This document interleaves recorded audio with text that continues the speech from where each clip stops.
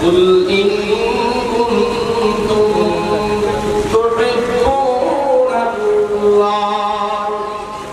ফাত্তাবিউনি ইউহিব্বুকুমুল্লাহ ওয়া ইয়াগফির লাকুম যুনুবাকুম ওয়াল্লাহু গফুরুর রাহিম।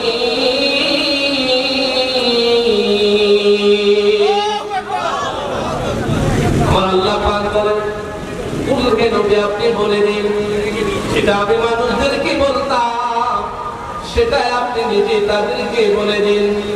ইন কুনতুম তুহিব্বুনাল্লাহ, তারা যদি আমি আল্লাহর ভালোবাসা পেতে চাই, আপনার উম্মতরা যদি মনে করে যে আমি আল্লাহ তাদেরকে ভালোবাসি, ফাত্তাবিউনি ইউহিব্বুকুমুল্লাহ, তাহলে আপনি তাদেরকে বলে দেন তারা যেন আপনি নবীর সুন্নতের আমল করে, আপনি নবীর ইত্তেবা মেনে চলে।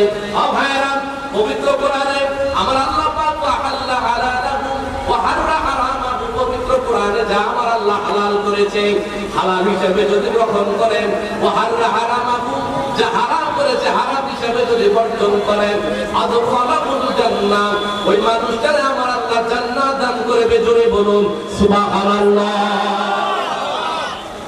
আরে ভাইরা, এরপরে আমার আল্লাহ পাক এই আয়াতে এটাই বুঝাইতেছে যে মানুষগুলো নিজের জীবনটাকে রাসূলুল্লাহর সুন্নতের আমল দিয়া জীবনটারে গঠন করবে।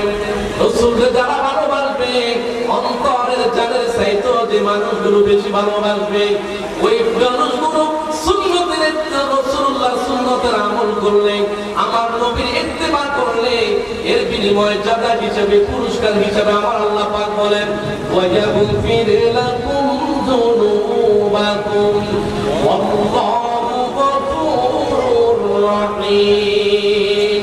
আল্লাহ পাক রব্বুল আলামিন বান্দার জীবনের তামাম গুনাহগুলো মাফ করে দিবে। জোরে বলুন সুবহানাল্লাহ।